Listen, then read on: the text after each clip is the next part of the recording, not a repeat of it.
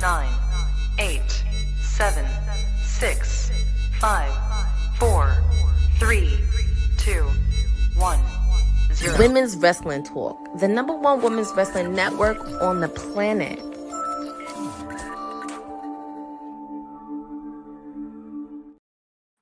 Happy Wednesday, y'all. Happy Wednesday. Welcome to Women's Wrestling Talk, the #1 women's wrestling show on the planet. We got a lot to talk about. My name is TK Trinidad. This is the Wednesday edition of WWT Live, and I am not alone. The PR princess herself, Courtney Rice, is in the building. How you doing, Miss Courtney? I'm doing good. Well, it is Wednesday, but we'll get to that a little bit later on. But I'm happy to be here on a Wednesday. It's the first Wednesday of June, and I'm just ready for summer to get. I'm just ready for warmer weather to get here because it's starting to pick up a little bit, but I'll let you tell it. It's already. It's. I mean, I'm in LA, so it's always warm. So it's. Like, I know it's always warm, but summer's been here. For us, we're just waiting for warmer weather to get here. We are waiting, and this is actually a fun fact. We'll get into it. I didn't realize. Well, big happy birthday to Jade, Cargill, and Red Velvet. They're born on the same day. Am I correct? Or are they off by a day? No, I had to check because I was like, wow. And how fitting. This is a throwback photo because if you did watch it when she was in AEW, you would kind of know it was the first version of she did with the baddies at that time. But right. It is fun because I'm very happy our friends for WWT, Red Velvet, and Jade have the same birthday on the same day, which is crazy. I did not think that was going to happen. But when I saw it, I was like, oh, it's really something. It is. Go figure. Definitely big happy birthday. Shout out to Red Velvet and Jade Cargill. Both have been on the show, so go and definitely check out those interviews. But yeah, and ironically, both are champions. That is right. Red Velvet. Well, Jade will get her belt back soon, but Red Velvet is going to be the longest. Well, hopefully she'll be ready for the longest reigning Ring of Honor TV champion. We're just waiting for her to be Ring of Honor women's champion. It's just a matter of time on when she's going to get it because I would love to see that. I would not be shocked if she did participate in the TBS tournament because it would be nice to see Red Velvet get an opportunity since Athena is a little busy with the Owen Hart Cup. If they're going to do probably Ring of Honor, I would not be surprised if it was either her or Maya World putting the work in because she's been putting a lot of work in since she's been in Ring of Honor. And I did not know Athena. She is an understudy of Athena. Okay. So, because I think I had pitched this before. I feel like because Athena's been champion for so long, for her to drop the championship, you still need something big. Like you can't just drop it. So I feel like Red Velvet being a double champ would be something that is worth like the passing the torch because now if she were to be double champ at ROH, it's like, well, how long could she remain double champ? And then therein lies the story. At least that's, obviously nobody's paying me to write, but that would be my suggestion. I feel like Athena can't just drop it to anybody. I mean, I'm just saying, like they need a lot of writers in Ring of Honor because we got a lot of ideas we could put on for Ring of Honor because they got some good stuff. They just need a little oomph. Yes. And because our producer for the future is here with us, so shout out to everybody in the chat, Bosa, Jeffrey. Also, Jeffrey, thank you for the tweet. Shout out to everybody in the chat. Our super chats are open, so that means for $2 or more, you can ask us any of those questions. But because our producer from the future is in the chat, I know he's gonna want that AEW preview, so hit us with that. What's going on with AEW Dynamite tonight? Yeah, so we got a lot happening. We're on the road to Forbidden Door. Obviously, of course, they have to make a pit stop to Richmond, Virginia. You get to hang with me for Timeless Elite Wednesday at the top of the hour. You get to spend 2 hours with me. Obviously, of course, we're going to continue action for the Owen Hart Cup tournament. On the men's side, we have the AEW National Champion Mark Davis taking on Will Ospreay. These guys are no strangers to each other, and I'm sure we're going to have a banger of a match. Just be on the lookout for the Don Callis family and also the Death Riders as well, because there will probably be a lot of shenanigans outside the ring. We're also going to have, for the women's side, my gal Alex Windsor. Originally, she was supposed to face off against Willow Nightingale, but unfortunately she had to withdraw because of shoulder injury. So she's going to be getting a wild card tonight.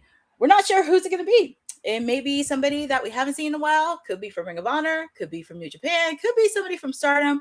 We don't know. So we will find out who will be her wild card opponent. We're also going to have the TNT Championship after what Kevin Knight did to Darby Allin at Double or Nothing. His former best friend, Speedball Mike Bailey, wasn't taking too much pleasure on this. So these guys are going to go at it one-on-one, and it'll be for the TNT Championship. And this could be somewhat of a grudge match.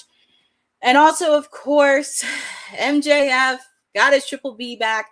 He's taking on Rouge. But I just found an update a few minutes ago on socials that they were beating the heck out of each other right before the show. So now it's going to be a no disqualification match. And also, this match is going to kick off tonight's broadcast with limited amount of commercials. So you do not want to miss it. All this and more happening at the top of the hour, live tonight on TBS and simulcast on HBO Max. And is there a match or a segment or anything else in particular that you're interested in? I want to see who this wild card is for Alex Winslow. I want to see who's going to show up. I mean, I feel like they have enough talent. They have enough talent in AEW and ROH. So, we'll see. We'll see what's going to happen with that. And of course, just looking at this picture of MJF, there was a story with him as far as says Friday will be his last American independent match for a long time. So please expound more, Courtney, as far as, what he is talking about.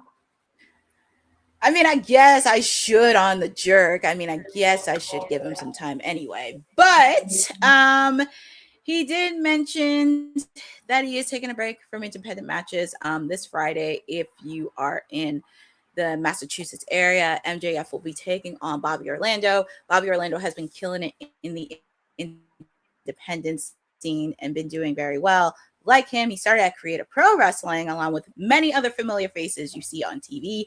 He was speaking to Justin Barrasso of Undisputed. He says this will be his last American indie match for the foreseeable future. I don't know if I can do it in MJF form, but I'm going to try. He pretty much says, I'm going to announce that this is probably the last American independent match I'm going to have for an extraordinary long time. I need to focus on AEW. I took my eyes off the ball for a mild second, and a dude who is like 145 pounds soaking wet beat me. That can't happen. I don't care that he hit me in the nuts and spammed his finisher on me 4 times.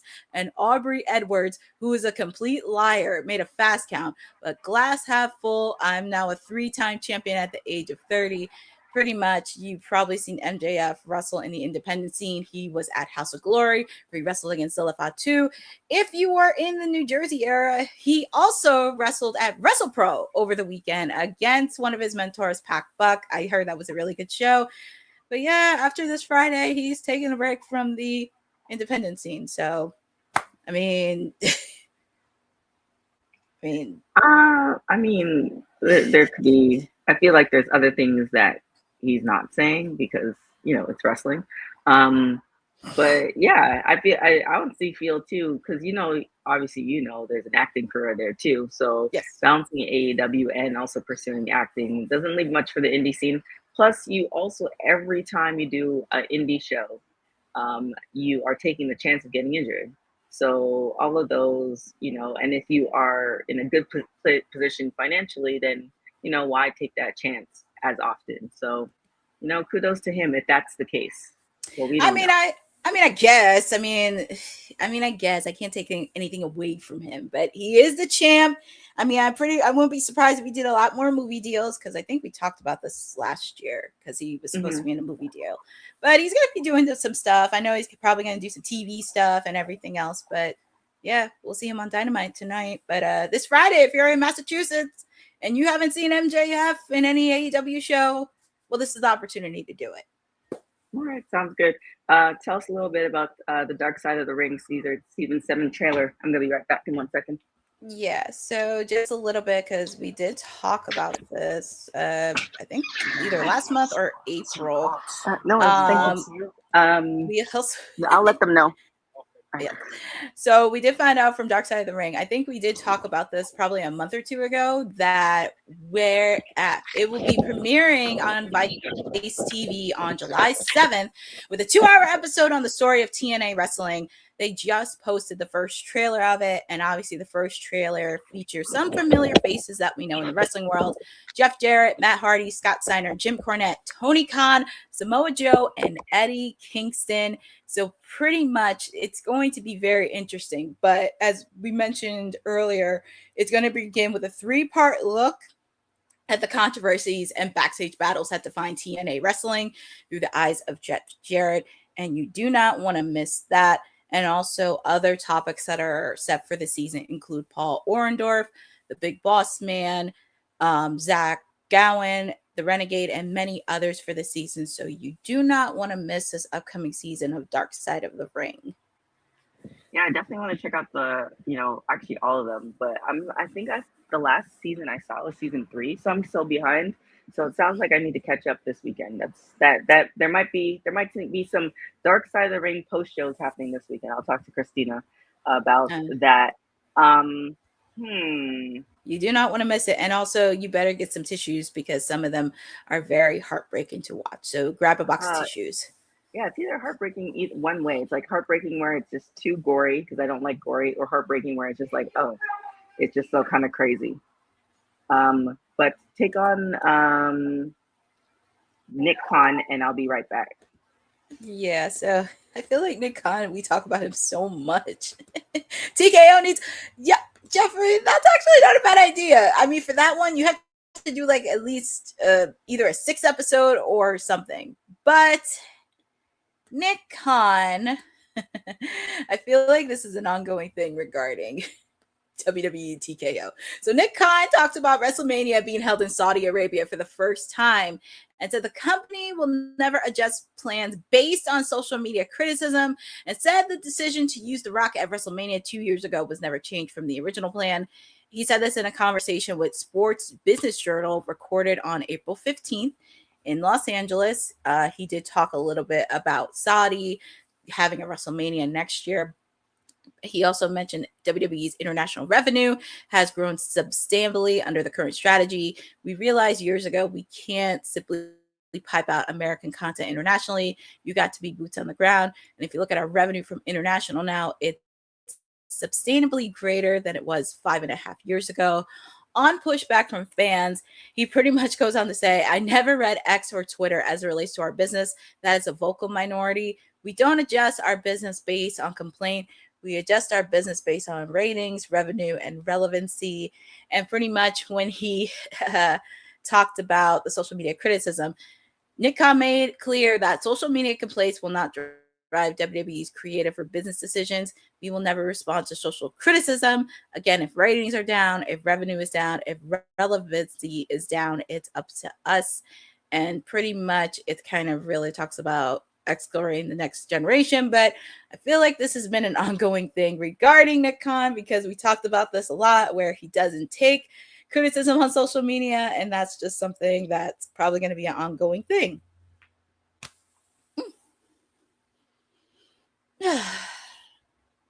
Lots to take in, but I think TK is muted. But I think a little bit regarding Nick Khan, because, well, and if TK was here, she'll probably say money on investments. And also with the fact too, if your revenue is down, if your ratings are down, then you see the problem. But also for me, because I'm coming from a PR strategist at this point, also, I do think it's okay to take some constructive criticism on social, especially if it's not seen in a very good light. And also with the fact too, if you have a social media team, and if they do see some comments, especially some that are just very not out of the ordinary, I kind of would take it with a grain of salt. And I know people think that he doesn't care. I think he does. Him and Triple H do read the room.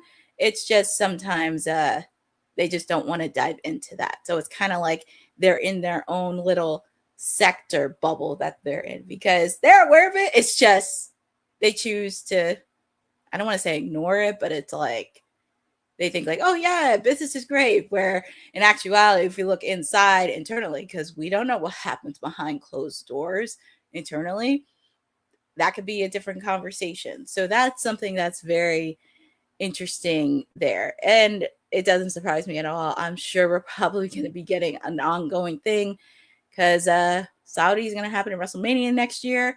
Obviously, of course, we do have a lot of circumstances that are happening in real life, but that's a whole conversation that we're going to have to say. But it's going to be very interesting. But I do think it's kind of taking a little bit of grain of salt on criticism towards social media and think who is saying what, because if it's, you know, actual professionals in like the journalism, media realm that are providing constructive criticism, and especially on socials, that's something to really think about as well. And also, another thing that we don't take constructive criticism on, and it's a new initiative that we have, is the Women's Wrestling Talk, Women's Wrestling Archive that we have celebrating the past, the present, and the future of women's wrestling. Women's wrestling didn't just show up yesterday in glitter boots. We've been here the entire time, body slamming through history. The Women's Wrestling Archive launches 2026, and it's going to pave the way for all women's wrestling. Because if we don't document it, a man might say he did it first. This has been a passion project for a very long time. Head over to the womenswrestlingarchive.com to donate 1, 5, or whatever you can. It all goes a long way. Let's give these women the spotlight that they've always deserved. Her story belongs in history. Help us preserve it today. Join us at womenswrestlingarchive.com. Support the archive. Support women's wrestling. Donate today. And support everything with the Women's Wrestling Archive. You do not want to miss it. But another thing, since we have the Women's Wrestling Archive, we're going to take a look at another female wrestler that's, you know, taking a break, but she's doing her own thing. Miss AJ Lee.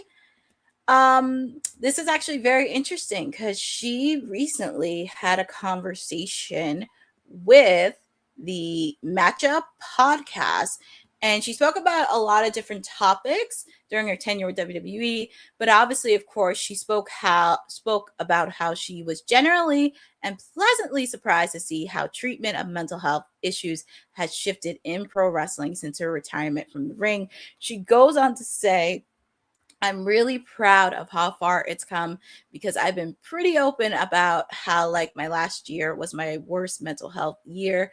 I looked like everything in the world and I'm champion and all this stuff, that I was so deeply depressed. And part of, you know, my journey after was like finding what's the right treatment for me and becoming a mental health advocate and like becoming a keynote speaker and like really trying to send this message to not just people in sports, but also like communities of color, like us, like as a Latina, like we don't talk about our mental health. Like it's not a thing that's like accepted in our culture. And there's so many barriers to treatment. So that's been like a huge part of the journey, is sort of opening up people's eyes to when you come from a certain social economic background or culture background, or there's language barriers, or like you're in a healthcare desert, like all these different barriers just to get in the door. And they're not to even be like representing clinical trials and research.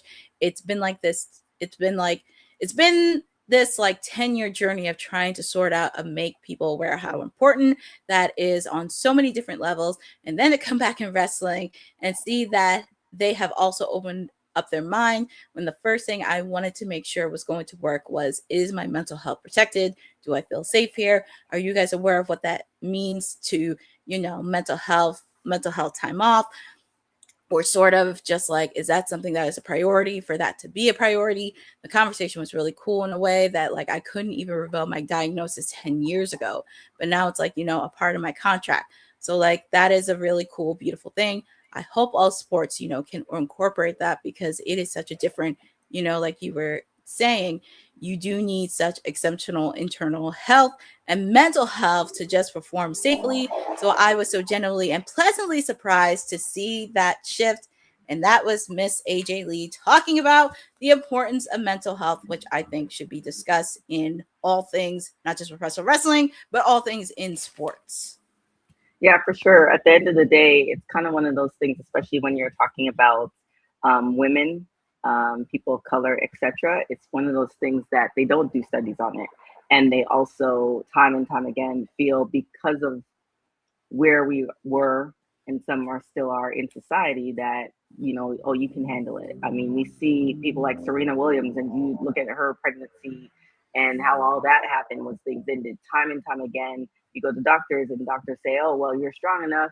You know, they automatically think that you're strong enough to do certain things. And, you know, really allowing people of all shapes, sizes, and colors, you know, the ability to process their emotions will make the world a better place. So, you know, definitely the fact that you can encourage that in her contract is really a positive thing. It is. I'm wondering how it's going to impact, because, you know, obviously, you know, the WWE schedule is crazy. So I wonder how that's how she planned it out and how it's going to impact her either current or future endeavors with WWE. So, you know, we'll see how that all works out. I think so as well. And it's funny you mentioned Serena Williams. I'm going to take another person to tennis, Naomi Osaka, because she did talk about mental health, especially when she was kind of competing. I don't think she's competing in the tennis tournament that's happening right now in Paris, but she did talk about this when she was competing. And I did see a lot of NBA players, because the men's mental health doesn't take notice either. And some of them were open about it. I know some NFL players were recently open about mental health. And I think it's very important that we do have access to mental health, because it is a serious thing. And I'm very happy she is speaking about this, because I know when she was in Jersey, she was a ambassador to one of the leading mental health organizations in Jersey. And I think she still is to this day. But I do think it is important in all of sports to really be aware regarding mental health. Yeah, for sure. All right. Oh man, this document was crazy, but let's get into it. I was gonna say shenanigans. Shareholder plaintiff in WWE merger lawsuit seeking $466 million to $957 million in damages based on their expert report. So break this down for us, Courtney, because oh boy. This is an ongoing. Hold on, wait a minute. Here we go. Hold on. Okay, here we go. This is actually an ongoing story. This has been an ongoing story. This kind of happened either like in January of this year or last year, right before we hit the end of the year. Oh boy. Attorneys representing a class of WWE shareholders argue based on their expert report that they owed hundreds of millions of dollars, close to $1 billion, by one formulation of their estimate. Another seemingly even higher formulation is reduced in the public version of the file expert report. Post Wrestling, it tackled this exclusive story for the last couple months. And pretty much the defendants in this case is Vince McMahon, Nick Khan, Paul Levesque, who we know as Triple H, George Barrows, and Michelle Wilson have retained their own experts who argue no damages at all are owed, and that the deal that merged WWE with UFC to create TKO was fair. Obviously, of course, you can take a look at the website because it does talk about full detail, but pretty much a large sum of money the plaintiffs claim that they are owed suggests that the sides could be too far apart to come to an out-of-court settlement that would prevent the case from being litigated, and a week-long trial in the Delaware Court of Chancery, scheduled to start next Monday, June 8th. Pretty much, if the plaintiffs won minority damage, that money would be properly distributed to shareholders who held WWE stock during a relevant period to be determined. Pretty much, the opposing side's experts are among those scheduled to testify at trial, in addition to an all-star lineup of WWE and TKO executives. Each of the defense, as well as TKO CEO Ari Emanuel and President Mark Shapiro, is set to take a stand. And pretty much it kind of goes on to say where it's allegedly Vince McMahon unfairly steered the sales process in favor of Endeavor, which also owned UFC at the time, to secure his own future with the company, despite allegations of sexual misconduct against him, which, by the way, it's still pending. There's no final decision. The lawsuit claims McMahon's pre-selection of Emmanuel's Endeavor preventing a fair and more competitive process from unfolding, which would have resulted in WWE selling for a higher price than it did. The defendants have denied the central allegations of this lawsuit. So pretty much, it's a lot to this article. I'm not going to explain, but pretty much there is just a lot of things behind the scenes that we don't know. But the trial is set to end next Monday, which ironically enough, another layer is happening, because when they brought up the sexual awareness trial, that is still pending as well. So too many lawsuits happening behind the scenes. A lot of moving parts, and the fact that, you know, all of that was happening and the company was able to get sold is, you know, I mean, I don't know everything, but it seems like certain things were pushed forward despite all the stuff. So we'll see how it all goes. It definitely does feel that no matter what happens, WWE is still going to be around. Not to say I want it to change, but, you know, I think it's still going to be, nothing's really going to affect the status of where WWE is today. I highly doubt it, based off those two things. So I don't think so. I think the only way you can see that is revenue drops. And if you see a lot of change in it, yeah, that's a whole, if revenue drops. But like, it's just funny how all these cases are coming in at once. It's like you have this one, then you have another case, and God knows if there's another case behind the scenes. So there's just so many layers and patterns. And also with the fact too, they're in between, they're still doing events. Of course, Saudi is happening next year. We're dealing with SummerSlam. And then we also have a triple threat double header at the end of this month where we have NXT Great American Bash, TNA Slammiversary, and AEW Forbidden Door, which that's going to be fun that day. And something else that's going to be happening June 13th is Pound Town Wrestling in Los Angeles.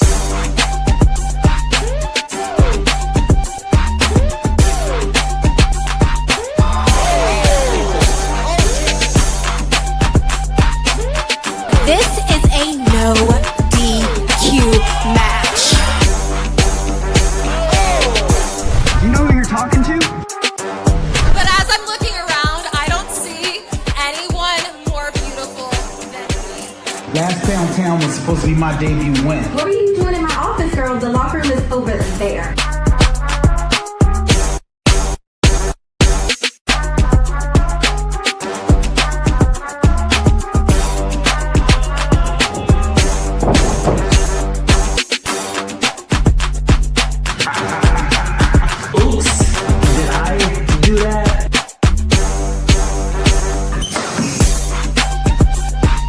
Ooh, Pound Town Wrestling, Pound Town. Pound Town Wrestling.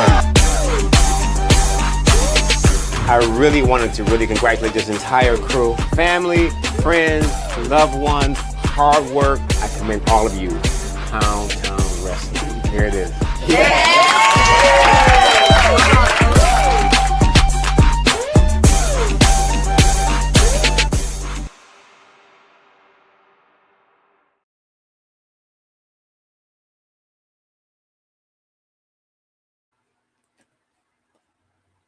Mute myself. Definitely go and check out Pound Town Wrestling for that. Said I got confirmation, said we'll be there. I will be there in the beginning, so definitely check out those two things. Some sad news. I mean, definitely we want to definitely show support. Rebel, she has said, I think a couple months ago, that she has ALS. Now she's also selling some shirts in support of that. So tell us a little bit more about that. Yeah, so just a little bit. We now know Rebel is diagnosed with ALS, and we did find out. I know Tony Schiavone a couple weeks ago on Collision acknowledged it, and she got a huge standing ovation. She got a huge standing ovation last week when I was in Dynamite in Philadelphia. But Tony Khan and everybody from AEW have these Rebel bands and these shirts, and also most of the proceeds, I believe, because they did post it, 100% of the proceeds are going to go to I Am ALS and also Team Gleason, which, if you know, Steve Gleason is an NFL player who was diagnosed with ALS. So I'm happy that they are supporting a good cause. And I think somebody brought it up during the media scrum at Double or Nothing to Tony that they do have plans to help out with Rebel. And I love that she's getting a lot of support after she posted that video on socials. And everybody, not just AEW, the entire wrestling community has reposted her video. So I'm very, very happy to see that she is getting the support and it's all going for a good cause. And I love it when wrestling promotions do stuff like this, because this is where everybody comes together, especially if somebody is fighting a terminal illness. Yeah, for sure. Yeah, it's I mean, AEW, especially during the pandemic, was known a lot. Maybe also as well as Tony Khan was known for helping wrestlers out through that time. So you could say a lot of things about Tony Khan, but you can't say that he's not generous. So definitely go and support. I will also point out he did help out where Asheville, North Carolina was dealing with, I think it was hurricane issues that they were dealing with, and they kind of helped out as well. Because I know FTR lives there. We know him as Edge or Adam Copeland, but they all live in that area. So they took time to do it because that's why they did Fight for the Fallen, and they helped out with that. And I think they also helped out with the hurricanes that were happening in Florida and also in Texas. So they do a lot of charity work, and also they do raise awareness to autism as well. Yeah, for sure. All right, well, definitely go and support. We'll put those up in on the socials for you guys to check out if you haven't seen it already. But yeah, we just blew by those stories, I guess, maybe because I'm not in my office. I don't know what it is. Anywho, with that being said, where can everybody find you? And more time for you to prep for tonight and your watch along. Yeah, so the people can always find me chirping periodically on WWT, but they can find me top of the hour for a Timeless Elite Wednesday. I just found out a little bit of breaking news from AEW socials that we do have another match added. It's going to be Mark Briscoe from the Conglomeration taking on Leo Rush, because Leo Rush has been getting a lot of TV time. And after the interaction from the Conglomeration on Collision on this weekend, Mark Briscoe's looking for a fight. So he's going to be fighting Leo Rush tonight, which is very awesome, and getting a lot more TV time, which is great. They can also follow me on my socials at CourtneyNJ11 on Twitter and Instagram, because Your Time with Elite has a lot of stuff happening in June. This Saturday, I am very excited that I will be on the ground for Deonna Purrazzo and Steve Macklin's event. This is Jeffrey. I'm laughing at Jeffrey's comment. But anyways, Deonna and Steve are doing this event. This is all going for a good cause for military veterans and their families. 100% of the proceeds are going to go to a nonprofit devoted to veterans. So many people have added to the card. We got the Hardys, Megan Bain, Chris Statlander, Shotzi. A lot of people are be attending this and very excited to attend this on behalf of WWT. You'll see me on the ground. There'll be a lot of coverage happening. Who knows what Your Time with Elite is going to be doing? Also, a lot is happening as well. We do have MLW this month. Obviously, of course, we have Forbidden Door. So yeah, we have a lot of wrestling happening this summer. Also, make sure to follow ISBW Wrestling, because they have a lot of shows happening. Of course, the big one is in Wildwood in July, and that will be the Headbangers' final match before they hang up their boots. But yeah, I mean, I'm just keeping myself busy. And productive. Yeah, a lot of things happening. Definitely, if you're in the Los Angeles area, I think they announced it, but I'm not sure. I don't know if it's breaking news. Anyways, Hog is coming back to, Fourth Rope, is going to be in Los Angeles in July. So definitely keep a look for that. We're going to have some WWT people going, Pound Town Wrestling, of course. And then also, you can follow me everywhere at TK Trinidad. Make sure you follow Women's Wrestling Talk on all social media platforms. Definitely check out our website. More articles are going to be dropping, www.talkpod.com. With that being said, definitely we have a lot more post shows. Obviously, AEW, SmackDown, WoW is going to be happening as well. So a lot of things are going to be happening. So keep it locked to all things Women's Wrestling Talk. Thank you guys so much for watching Women's Wrestling Talk, the #1 women's wrestling show on the planet. Ciao for now. Thanks for joining WWT. Don't forget to like us on all social media platforms at WW Talk Pod. Like and subscribe on all video and audio platforms, like yesterday, my G. And check out our website at www.talkpod.com. Thanks for watching Women's Wrestling Talk, the #1 women's wrestling network on the planet.